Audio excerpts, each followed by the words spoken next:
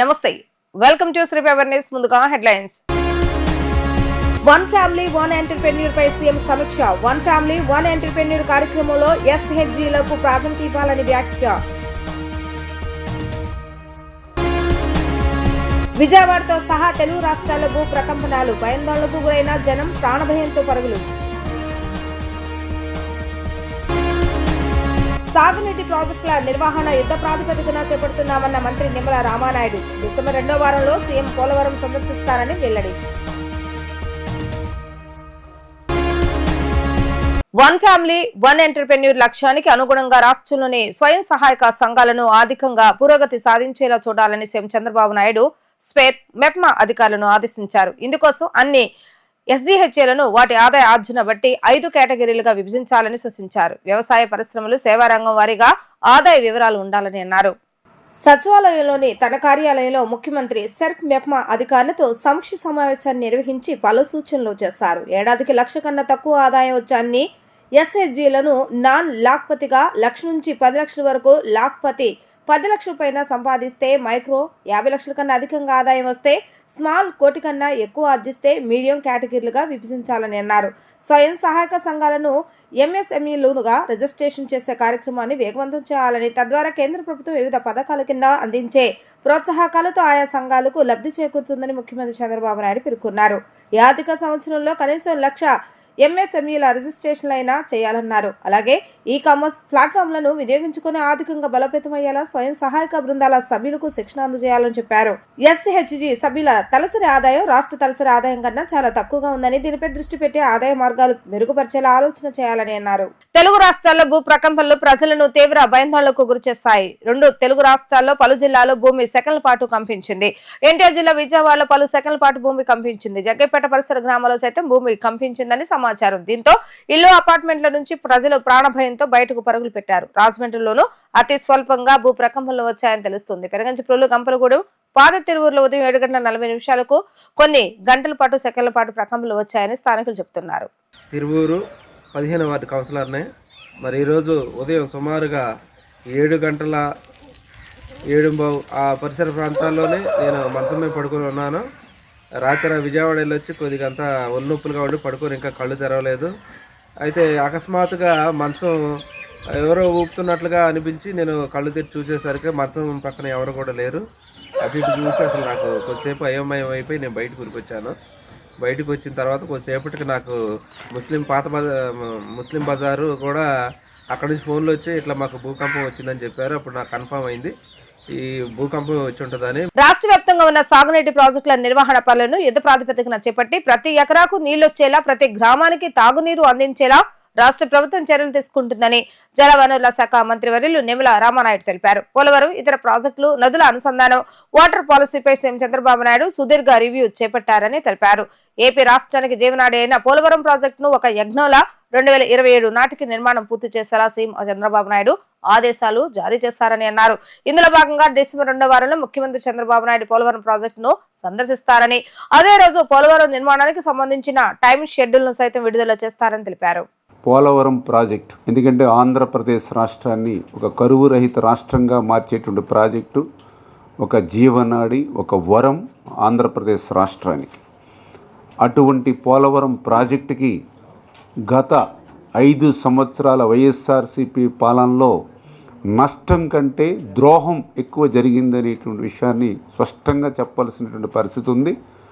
అటువంటి పరిస్థితి నుంచి మళ్ళీ ఒక యజ్ఞంలా మళ్ళీ పోలవరం ప్రాజెక్టుని పునర్నిర్మాణం చేసేటువంటి విషయంలో మరి ఈవేళ రివ్యూలో కూడా డిస్కషన్ చేసినటువంటి పరిస్థితుల్లో ఏదైతే ఆ యొక్క పోలవరంకు సంబంధించి ఒక షెడ్యూల్ ప్రకటన అనేది విడుదల చేయాలి అనేటువంటి విషయం మీద కూడా సుదీర్ఘంగా చర్చించడం జరిగింది.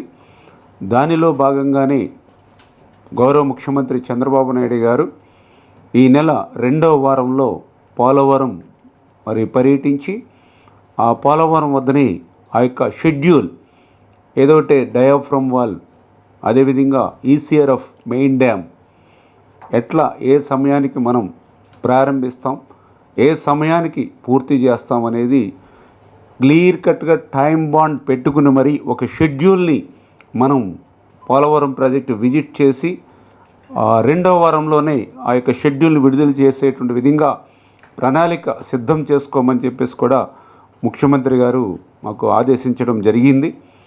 ఆయన ఒక్కడే చెప్పారు, షెడ్యూల్ ప్రకటించిన తర్వాత ఒక్క రోజు కానీ ఒక్క గంట కానీ వృధా పోవడానికి వీలు లేదు. షెడ్యూల్ ప్రకటించిన రోజు నుంచి కూడా అనుకున్నటువంటి సమయానికి పోలవరం ప్రాజెక్టు పూర్తయి ఉండాలి అని ఆయన చాలా క్లియర్గా ఇన్స్ట్రక్షన్స్ ఇవ్వడం జరిగింది. అందుకనే ఈ 10 రోజుల్లో మరింత పూర్తి స్థాయిలో క్లారిటీ తీసుకుని ఆ షెడ్యూల్ని మరి చంద్రబాబు నాయుడు గారు ఈ 2వ వారంలో మరి పోలవరంలోనే మరి ప్రకటిస్తారనే విషయాన్ని సందర్భంగా తెలియజేసుకుంటూ ఉన్నాం. అంటే ఏదైతే కేంద్ర ప్రభుత్వం 2027 కల్లా పూర్తి చేయాలనేటువంటి ఏదైతే మరి వాళ్ళు లక్ష్యం ఇచ్చారో దాన్ని సాధించేటువంటి విధంగా అలా ప్యారలల్గా కూడా మరి సూత్రప్రాయంగా కూడా ఏదైతే అంగీకరించారో వాటిని దృష్టిలో పెట్టుకొని ఆ షెడ్యూల్ని ఏదైతే ఇప్పటికే రూపొందించుకున్న షెడ్యూల్ని మరింత కసరత్తు చేసి రేపు చంద్రబాబు నాయుడు గారు 2వ వారంలో మరి అనౌన్స్ చేసే సమయానికి మరి ఆ ఒక్క క్షణం కానీ ఒక్క గంట కానీ ఒక్క రోజు కానీ వృధా పోకుండా పోలవరం పనులు పూర్తయ్యేటువంటి విధంగానే ఆ షెడ్యూల్ని రూపొందిస్తున్నామనే విషయాన్ని కూడా మరి సందర్భంగా తెలియజేసుకుంటూ రేపు జనవరిలో నుంచి ప్రారంభమయ్యేటువంటి డయాఫ్రమ్ వాల్ కానీ లేదంటే రేపు 25లో ప్రారంభమయ్యేటువంటి ఎర్త్కమ్ రాక్ఫిల్ డ్యామ్ కానీ ఏదైతే దానికి కావాల్సినటువంటి గ్రౌండ్ ఇంప్రూవ్మెంట్ వర్క్స్ ఏవైతే ఉన్నాయో అవి కూడా ఈ డిసెంబర్లోనే మరి పూర్తి చేస్తున్నామని చెప్పేసి ఈరోజు అధికారులు కూడా మరి ముఖ్యమంత్రి గారికి కూడా చెప్పడం జరిగింది. 3 రకాల అడ్వాన్స్ డ్రోన్లను సీఎం చంద్రబాబు నాయుడు ముందు ప్రదర్శించామని ప్రిన్సిపల్ సెక్రటరీ సురేష్ కుమార్ తెలిపారు. యాంటీ డ్రోన్ సిస్టమ్ ను కూడా సీఎం పరిశీలించారని ఆయన స్పష్టం చేశారు. ఏపీ సచివాలయంలో అడ్వాన్స్ డ్రోన్ ప్రదర్శనను సీఎం చంద్రబాబు నాయుడు తిలకించారు. డ్రోన్ ను స్వయంగా ఆయన ఆపరేట్ చేస్తారు. డ్రోన్ల పనితీరుపై అధికారులను స్వయంగా అడిగి తెలుసుకున్నారు. అనంతరం ప్రిన్సిపల్ సెక్రటరీ సురేష్ కుమార్ మాట్లాడుతూ ఈ అడ్వాన్స్ డ్రోన్స్ ద్వారా 2.5 కిలోమీటర్ల పరిధి నుండి 10 కిలోమీటర్ల పరిధి వరకు కొన్ని డ్రైన్లను ప్రవేశించకుండా ఆపేయవచ్చని అన్నారు. లగేజ్ మోసుకెళ్లే డ్రోన్స్, జనం ఫ్లోటింగ్ వారి సంఖ్యను గుర్తించే డ్రోన్స్ ను సీఎం చంద్రబాబు నాయుడు పరిశీలించారని ఆయన తెలిపారు. అనంతరం నియోస్కేయా drones company CEO Sarath Kumar మాట్లాడుతూ 18 సంవత్సరాల నుంచి డ్రోన్ వ్యాపారంలో ఉన్నామని అన్నారు. ఏపీ ప్రభుత్వంతో చాలా రోజుల నుండి పనిచేస్తున్నామని ఆయన తెలిపారు. విజయవాడ వరదల్లో కూడా పనిచేస్తామని, గంజాయి అరికట్టడంలో కూడా అరకు ఏజెన్సీతో పనిచేస్తామని అన్నారు. యాంటీ డ్రోన్ సిస్టమ్ ద్వారా 2.5 కిలోమీటర్ల దూరం నుండి 10 కిలోమీటర్ల దూరంలో ఉన్న ఇతర డ్రోన్లను గుర్తించి సమాచారం అందించే టెక్నాలజీ తమ దగ్గర ఉందని ఆయన స్పష్టం చేశారు. ఇక్కడ సెక్రటరియేట్లో ఒక కంపెనీ వాళ్ళు తయారు చేసిన ఒక 4 రకాల యూస్ కేసెస్ తీసుకొచ్చి చూపించడం జరిగింది. ఒకటి సర్వేలెన్స్ కోసం, అంటే night time and day time, అంటే దానిలో డిఫరెంట్ టైప్ కెమెరాస్ ఉంటాయి. రాత్రిపూట కానీ పగలు కానీ సర్వేలెన్స్ చేసుకుని అంటే ఆ డ్రోన్ తిరిగే చోట ఎంతమంది మనుషులు ఉన్నారు, ఎన్ని వెహికల్స్ ఉన్నాయి, అది కూడా వెహికల్స్లో 2 వీలర్స్ 4 వీలర్స్ ట్రక్స్ అలాంటి డిఫరెంట్ కేటగిరీ పెట్టచ్చు. సిమిలర్లీ ఏమైనా సస్పీషియస్ ఆబ్జెక్ట్స్ ఉన్నాయా ఇలాంటి ఐడెంటిఫై చేసుకునే అవకాశం ఉంది. ఇది ఎక్కువగా మనకు పోలీస్ డిపార్ట్మెంట్కి లేకపోతే ఫారెస్ట్ డిపార్ట్మెంట్కి ఇవన్నీ కూడా చాలా ఉపయోగపడతాయి. డిఫెన్స్లో కూడా చాలా వాడుతున్నారు. అంటే మనకి ఎక్కడ డిఫెన్స్ పర్మిసెస్ ఉండే రెగ్యులర్గా ఈ డ్రోన్ ద్వారా అంటే వాళ్ళ పర్మిసెస్కి ఎవరైనా ఎంటర్ అవుతున్నారా అలాంటివన్నీ మానిటర్ చేసుకునే అవకాశం ఒకటి. రెండోది ఒకటి డెలివరీ డ్రోన్ ఒకటి కూడా చూపించడం జరిగింది. 15 కిలో కెపాసిటీ కలిగిన డ్రోన్. ఇది ముఖ్యంగా ఎక్కడైనా రిమోట్ ప్రాంతాల్లో మెడిసిన్స్ కానీ ఫుడ్ కానీ లేకపోతే ఇంకేదైనా సప్లై చేయడానికి ఉన్న ఒకటి ఉంది.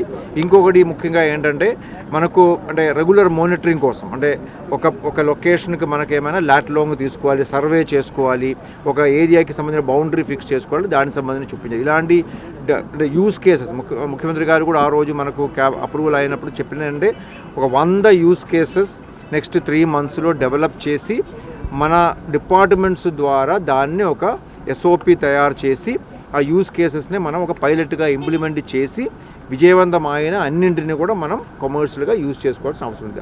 ఆ రకంగా మనం చేస్తున్న ప్రయత్నాలకి భాగంగానే ఈరోజు ముఖ్యమంత్రి గారు కూడా ఇక్కడ అంటే సెక్రటరియట్లోనే మనం ఇది పెట్టుకున్నాము కాబట్టి సార్ కూడా చూడడం జరిగింది. చూసి దాని మీద ఫర్దర్ డైరెక్షన్ ఇచ్చారు. వెంటనే దీని మీద ట్రైనింగ్ ప్రోగ్రామ్స్ అంటే ఒకటి మనం పొరవకల్లో ఆ డ్రోన్ సిటీలో one of the component is to establish A drone training centre.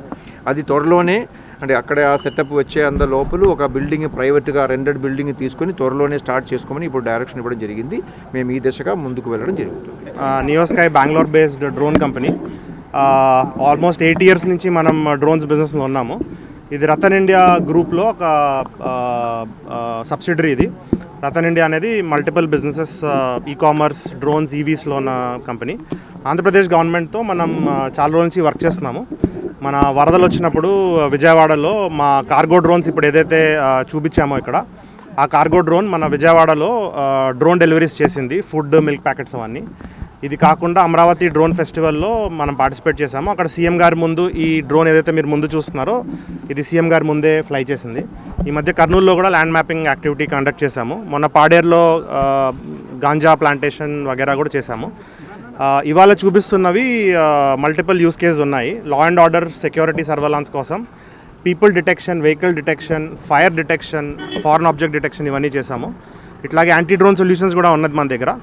2 kilometres నుంచి 20 odd కిలోమీటర్స్ వరకు మినిమం వచ్చి గన్ మీకు కనిపిస్తుంది కదా, ఈ గన్ దగ్గర నుంచి మీరు మల్టిపుల్ డ్రోన్స్ని మనం ఒకే టైంలో న్యూట్రలైజ్ చేయగలుగుతాం. ఇవన్నీ చేసిన కేపబిలిటీస్ ఉన్నాయి. సో ఆంధ్రప్రదేశ్ గవర్నమెంట్తో వర్క్ చేసి మనం విజయవాడ, తిరుపతి, వైజాగ్ ఇట్లా మల్టిపుల్ అదర్ లొకేషన్స్లో మన డ్రోన్ సొల్యూషన్స్ డిప్లాయ్ చేయడానికి మన వంతు సహకారం మనం చేస్తున్నాం. Thank you. ఏదండి డిస్కషన్స్ నడుస్తున్నాయండి. ప్రస్తుతానికి పైలట్స్ను పిఓసీస్ నడుస్తున్నాయి. రాష్ట్ర వ్యాప్తంగా ప్రభుత్వ పాఠశాలలో డిసెంబర్ 7వ తేదీన నిర్వహించే మెగా పేరెంట్ టీచర్ సమావేశాలను పండుగ వాతావరణం నిర్వహించాలని మంత్రి నారా లోకేష్ స్పష్టం చేశారు. మంత్రులు, ఎమ్మెల్యేలు తమ నియోజకవర్గాలు ఈ సమావేశాలకు హాజరు కావాలని తెలిపారు. విద్యాశాఖపై మంత్రి నారా లోకేష్ అధికారులతో సమీక్ష నిర్వహించారు. రాబోయే విద్యా సంవత్సరం నుంచి KG to PG కరిక్యులం పరిరక్షణలపై సమావేశంలో లోకేష్ చర్చించారు. ఈ సందర్భంగా ఆయన మాట్లాడుతూ ఎటువంటి పార్టీ జెండాలు, హంగులు, ఆర్భాటాలకు తావివ్వద్దని స్పష్టం చేశారు. బాపట్ల ప్రభుత్వ హైస్కూళ్లలో నిర్వహించే మెగా PTM నిర్వహణకు ముఖ్యమంత్రి చంద్రబాబు నాయుడుతో పాటు తాను కూడా హాజరు కానున్నట్లుగా చెప్పారు. ప్రభుత్వ పాఠశాలలో విద్యా ప్రమాణాల మెరుగుదల, మౌలిక సదుపాయాల కల్పన ప్రధాన లక్ష్యంగా స్టార్ రేటింగ్ ఇవ్వాలని నిర్ణయించారు. ఇందుకోసం 18 అంశాలను ప్రామాణికంగా తీసుకోవాలని అన్నారు. 10వ తరగతి విద్యార్థుల ఉత్తీర్ణత మెరుగుపరిచేందుకు 100 రోజుల ప్రణాళికలను అమలు చేయాలని అన్నారు. పుష్ప 2 సినిమా రిలీజ్ ను ఈ రోజు ప్రదర్శించనున్న బెనిఫిట్ షోను నిలిపివేస్తామంటూ గతంలో అల్లు మెగా ఫ్యామిలీకి జరిగిన వివాదం కారణంగా హనుమాన్ జంక్షన్ కృష్ణా థియేటర్ వద్ద జనసేన పార్టీ గన్నవరం నియోజకవర్గ సమన్వయకర్త చలమలశెట్టి రమేష్ బాబు ఆధ్వర్యంలో ఆందోళన చేపట్టి కృష్ణా థియేటర్ యాజమాన్యానికి బెనిఫిట్ షో టికెట్లు, 5వ తేదీ పుష్ప 2 సినిమా టికెట్లు నిలిపివేయాలని కోరారు. ఈ సందర్భంగా చలమలశెట్టి రమేష్ బాబు మాట్లాడుతూ అల్లు అర్జున్ ఎప్పుడు నేను మెగా కాంపౌండ్ నుంచి వచ్చాను, చిరంజీవి గారి దయా దాక్షిణ్యాలతో ఇంతటి వాడిని అయ్యానని చెప్పుకునేవాడివి. అప్పుడు మేమంతా చిరంజీవి, పవన్ కళ్యాణ్ మీద ఉన్న అభిమానంతో నీ సినిమాలు చూసి నిన్ను ఇంతటి వాడిని చేస్తామని అన్నారు. నువ్వు మెగా ఫ్యామిలీని విమర్శించే స్థాయికి ఎదగలేదని ఆగ్రహాన్ని వ్యక్తం చేశారు. పవన్ కళ్యాణ్ తన కెరియర్ ని పక్కన పెట్టి రాష్ట్ర ప్రజల కోసం కొన్ని కోట్లు వదులుకొని ప్రాణాలు సైతం లెక్క చేయకుండా ప్రజలకు సేవ చేస్తుంటే నువ్వు ఆయనను చూసి ఓర్చుకోలేక మెగా ఫ్యామిలీకి వ్యతిరేకంగా వైసీపీ నాయకులకు కొమ్ము కాస్తున్నావని మండిపడ్డారు. నీ సినిమాను హనుమాన్ జంక్షన్ లో 5వ తారీఖున ఇక్కడ ఆడనివ్వమని తేల్చి చెప్పారు. అలాగే ఈ రోజు 4వ తేదీన ప్రదర్శించనున్న బెనిఫిట్ షోను కూడా అడ్డుకుంటానని అన్నారు. నువ్వు అహంకారంతో ఒళ్ళు బలిసి కొట్టుకుంటున్నావు. నువ్వు మెగా ఫ్యామిలీకి చెందిన వాడివి కాదని మాది అల్లు ఫ్యామిలీ అని చెప్పుకో, నీ జోలికి ఎవరూ రారని చెప్పారు. నువ్వు మెగా ఫ్యామిలీని చెప్పుకుంటూ మెగా ఫ్యామిలీని మోసం చేస్తున్నావని మండిపడ్డారు.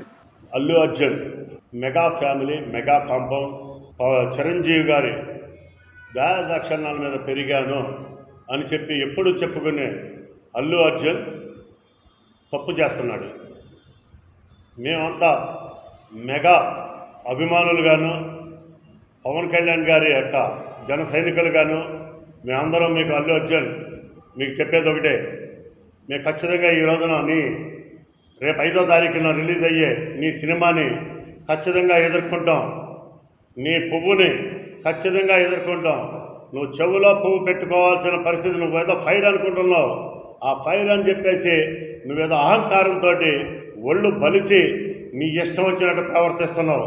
నువ్వు అర్జెంటుగా మెగా ఫ్యామిలీ కాంపౌండ్ అని చెప్పి చెప్పుకునే నువ్వు, నేను మెగా ఫ్యామిలీ కాంపౌండ్ కాదు, నేను అల్లు కాంపౌండ్ అని చెప్పేసి అనౌన్స్ చేసుకో. నీ జోలికి ఎవ్వరం రాము. కానీ ఈ రోజు వరకు కూడా నువ్వు మెగా కాంపౌండ్ అని చెప్పి స్టేట్మెంట్లు ఇచ్చుకుంటా వచ్చి పెరిగి ఈ రోజున ప్రాణాలు పణంగా పెట్టి ఈ రాష్ట్రం కోసం, ప్రజల కోసం, దేశం కోసం ప్రాణాలు సైతం లెక్క చేయకోకుండా అదే మెగా కాంపౌండ్ నుంచి చిరంజీవి గారి తమ్ముడుగా పవన్ కళ్యాణ్ గారు వచ్చి ఆయన డబ్బుకి లెక్క చేయకుండా తీసుకునే బ్రహ్మాండమైన 1,00,000 కోట్లాది రూపాయలు ఆదాయం వచ్చే సినిమాలని పక్కన పెట్టి ఆయన ప్రాణం ఉంటుందో పోతుందో తెలియకోకుండా ఆయన ఆహర్నిశలు ఈ దేశం కోసం పోరాడుతుంటే నువ్వు ఒళ్ళు మదవెక్కి బలిసి నీ స్టేట్మెంట్లు కానీ నీ మొట్టమొదటి నుంచి చూస్తున్నావు. నువ్వేదో గొప్ప నటుడిని అనుకుంటున్నావు. నువ్వు గొప్ప నటుడివి ఎప్పుడయ్యావో తెలుసా? మేమందరం నీ సినిమా చూస్తే అయ్యావు. సరే, నీకు అహంకారం ఉంది. అహంకారం ఉంటే నువ్వు వాళ్ళు ఫ్యామిలీ అనౌన్స్ చేసుకో. అంతేగాని మెగా ఫ్యామిలీలో ఎవరిని టచ్ చేసినా పవన్ కళ్యాణ్ గారిని ముఖ్యంగా నువ్వు మొన్న ఎలక్షన్లో వైఎస్ఆర్ తరఫున నువ్వు ప్రచారం చేస్తే మా మనోభావాలు దెబ్బతిన్నాయి. నీ మీద ఖచ్చితంగా చర్య తీసుకుంటామని ఆనాడే చెప్పాం. ఈ ఒక్కసారి మాత్రం ఒక రోజు మాత్రం నీ సినిమా ఆడనివ్వం, ఎదుర్కొంటాం. ఖచ్చితంగా నీ సినిమాని ఈ హనుమాన్ జంక్షన్లో కృష్ణా థియేటర్కి ఇచ్చారు. ఆ కృష్ణా థియేటర్లో 25వ తారీఖున సినిమా మాత్రం ఎటువంటి పరిస్థితుల్లో రిలీజ్ అవ్వదో ఖచ్చితంగా నీకు చెప్తున్నాం. అల్లు అర్జున్, నీ మతం దించుతాం, నీ అహంకారం దించుతాం. అరెస్టులు, కేసుల పేరుతో ఫోన్లు చేసి సామాన్యులు భయభ్రాంతులకు గురి చేస్తూ వారి నుంచి డబ్బులు గుంజుతున్న సైబర్ నేరగాళ్ల ఉచ్చుల నుంచి హనుమాన్ జంక్షన్ కు చెందిన బోయపాటి వరప్రసాద్ త్రుటిలో తప్పించుకున్నారు. మీ కుమార్ని అరెస్టు చేస్తామని, విడిచిపెట్టాలంటే తక్షణమే 50,000 రూపాయలు చెల్లించాలంటూ వాట్సాప్ లో పలుమార్లు బెదిరింపులకు దిగారు. ఇదంతా నిజమేనని నమ్మి తీవ్ర ఆందోళనకు లోనైన సదరు తండ్రి, స్నేహితుడి భరోసాతో వీరి బారి నుంచి బయటపడ్డారు. హనుమాన్ జంక్షన్ కు చెందిన బోయపాటి వరప్రసాద్ సోమవారం ఉదయం 11 గంటల సమయంలో వ్యక్తిగత పని మీద గుంటూరు బయలుదేరారు. కొంత దూరం వెళ్ళగానే ఆయనకు సిబిఐ పోలీస్ అనే పేరుతో వాట్సాప్ కాల్ వచ్చింది. మీ కుమారుడు పేరు సాయి మోక్షజ్ఞ కదా, ఆస్ట్రేలియాలో ఉంటున్నాడు కదా, ఇక్కడ ఓ కేసులో చిక్కుకున్నాడు. అరెస్టు లేకుండా విడిచిపెట్టాలంటే 50,000 రూపాయలు తక్షణమే తాము చెప్పే నెంబర్కు గూగుల్ పే చేయాలంటూ బెదిరించారు. మీరు డబ్బులు పంపకపోతే మీ కుమారుడిని చిత్రహింసలు పెడతామంటూ పోలీస్ సైరన్లు, హడావుడి, ఎవరినో కొడుతుంటే బాధ తాళలేక అరుస్తున్న విధంగా శబ్దాలు వినిపించారు. దీంతో హఠాత్పోయిన వరప్రసాద్ డబ్బులు ఇచ్చేందుకు సిద్ధమైపోయారు. ఈ సమయంలో పక్కన ఉన్న స్నేహితుడు వేగిరెడ్డి హరిచక్రవర్తి ఫోన్ తీసుకుని వివరాలను అడిగేందుకు ప్రయత్నించారు. యువర్ సన్ అరెస్టెడ్ అని ఒక మగ గొంతు, please stop, don't torture him అంటూ మరో ఆడగొంతు వినిపించారు. ఇదంతా సైబర్ నేరగాళ్లు వ్యూహంగా గుర్తించిన చక్రవర్తి స్నేహితుడికి ధైర్యం చెప్పి ఆస్ట్రేలియాలో ఉన్న కుమారుడితో మాట్లాడించడంతో సైబర్ నేరగాళ్ల ఉదాంతం వెలుగులోకి వచ్చింది. జరిగిన విషయంపై తన స్నేహితుడు సలహాతో చాకచక్యంగా వ్యవహరించి జరిగిన సంఘటన గురించి బాధితుడు బోయపాటి వరప్రసాద్ పోలీసులను ఆశ్రయించారు. నిన్న మధ్యాహ్నం 12:57 సిబిఐ పోలీస్ అని ఒక వాట్సాప్ కాల్ వచ్చింది. ఆ వాట్సాప్ కాలు లిఫ్ట్ చేయగా మీ పేరు బోయపాటి వరప్రసాద్ అంటే నేను అవునన్నాను. మీ అబ్బాయి సాయి యక్షజ్ఞ అంటే అవునన్నాను. Your son is arrested fraud అన్నాడు. అది నాకు ఆ మాట అనేపాటికి నాకేమీ మైండ్ బ్లాక్ అయిపోయింది. ఆ తర్వాత మా ఫ్రెండ్ వేగిరెడ్డి హరిచక్రవర్తి అని నా ఫ్రెండ్ ఉంటే, నా ఫ్రెండ్ ఆ ఫోన్ తీసుకుని ఆయన మాట్లాడటం జరిగింది. ఆయన మాట్లాడి ఎవరండి మీరంటే అబ్రాడ్ సిబిఐ పోలీస్ అన్నారు.